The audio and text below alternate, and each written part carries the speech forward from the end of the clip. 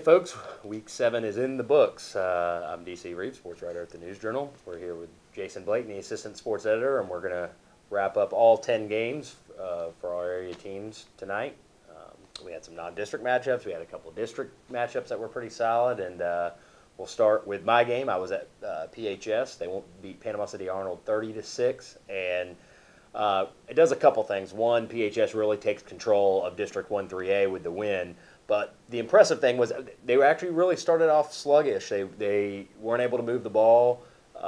Arnold really had an answer for that little draw that they run out of the shotgun. It was only a 10-6 game at the halftime. At halftime, it's the closest game that PHS has had at the half so far this year. And you know what? They came out for the first drive of the third quarter. They go 12 plays, 62 yards. Spencer carries the ball about 6 or 7 times, quarterback Jalen Spencer, and they go punch it in, make it 16-6, and it was all she wrote from there. The defense played fantastic again. So I don't know if it was rust coming off the bye week. I don't know if they just underestimated Arnold. Arnold looks like the number 2 team in that district. We don't know, but they recovered after the slow, sluggish start there. And what do you know? They're 6-0, 4-0 in the district. Got a nice, sizable lead, looking like they're going to cruise to another district title. So 30-6 was the final there. And Jason, you were at Washington at Gulf Breeze, and Gulf Breeze pulled out another one. And what do you know? They're 2 in a row. Yeah, it's one thing about that is first time since 2007. Haven't won 3 in a row since 2005. Last time they won 2 in a row, Milton came out and smacked them the next week. So, they're going to be looking to build on some momentum. They win 24-20 tonight, and they did it on defense, something they haven't done all year. You got a pick 6 from Blake Meredith, puts you up early, 14-6, and then you get an interception at the end of the game that seals the deal, and that's huge for them. If their defense starts playing, they've got a good offense. Mitchell DeCozen, 165 total yards, with 140 of it on the ground. Got a couple of touchdowns, 1 running, 1 receiving. So, it's very impressive out of them tonight. I was impressed by Washington came back at one point, took the lead in the game. It was 20-17, and they answered right back. And it's a resolve that I don't think you would have seen from Gulf Breeze last year. Right, and who knows what that win the week before did in terms of confidence when they're down. This is the first time they've been up at the half all year. Right. Who knows what that first thing, and this is where you start to see momentum build like that. What do you know? Gulf Breeze is right in the middle of the pack in that 18 District 1-3A at 2-2. They are not by any means eliminated from the runner-up spot. Right. They've got to pull off some big upsets to get there. Right. They still have PHS on the schedule, but hey, like you said, the resolve, and when that defense plays well, there's no questions about that offense. So impressive win by Gulf Breeze there, and we had two teams, two pretty highly touted teams on the road, long road trips. We had Pace going to Tallahassee Rickards, and we had Pine Forest going to Baton Rouge Catholic.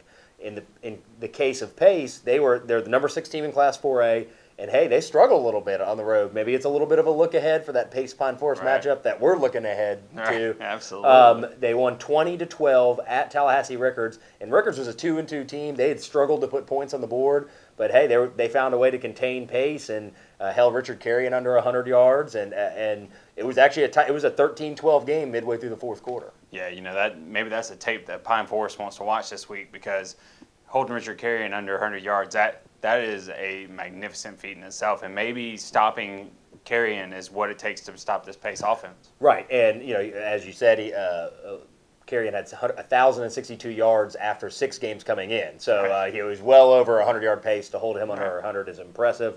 Now, in Pine Forest's case, they went to Baton Rouge Catholic, and they won 42-30, pretty sound win. They got it done on the ground, surprise, surprise, Luchez Purifoy. But Kyle Bivens was the new guy to come step in. Both of them went over 170 yards rushing.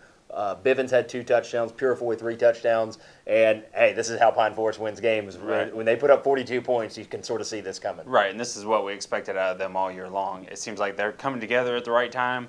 And the tough schedule has something to do with that. They've had some hard knocks earlier in the year. They've been turning the ball over. Now they're starting to take care of it. They're starting to score points, and Luchez Purifoy is playing like one of the top athletes in the state, which is why he's going to Florida next year. Yeah, and then our last ranked team, we already have PHS. We've got Pace, both in the state polls. Now we had Catholic, number 2 in Class 2B. Without their starting quarterback, Sean White, again, which was a surprise. Marquis Summer, the running back, second leading rusher behind Carrion, didn't play.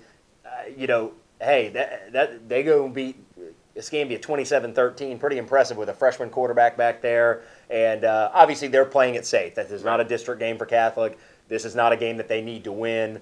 You want to win every one you play, of course, but this was not vital. But, hey, they come out 27-13 over Escambia. Yeah, and what kind of confidence does that have to give your defense that you're without your two offensive just stalwarts, and what happens? That you go out and you win anyway.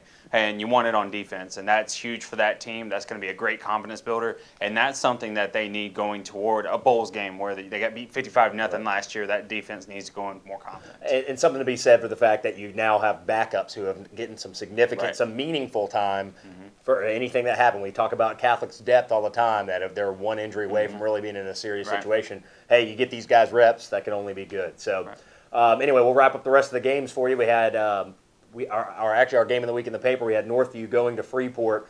They struggled. They turned the ball over. Look, Freeport was able to pass on Northview, something they really hadn't seen much this year.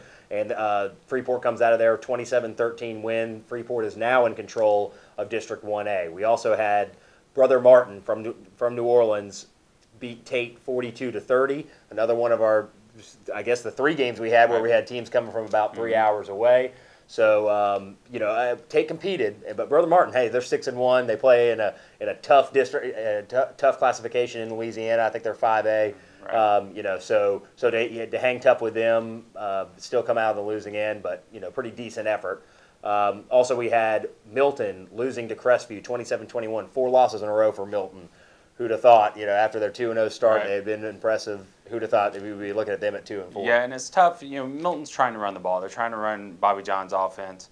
The story in the paper today from Randy Dixon at the Northwest Florida Daily News tells you that, they were trying to eat the clock, and that's not what Milton is, and that's not what they have the athletes for, and we're round peg, square hole right now, and it's going to be interesting to see how that sorts itself out the rest of the year. Yeah. West Florida sort of continues to slide of their own. They fall to Choctaw 45-7, and Jay still looking for that first win. They fall to South Walton in District 1A action 35-0. So that's our 10 games, and we appreciate you joining us. Make sure you join us every Friday morning. We'll preview the games for you out at some field somewhere. Every Saturday morning we'll come in the fishbowl, as we call it here in the PNJ newsroom, and we'll recap them all for you, let you know what happened, and this will be up every Saturday morning.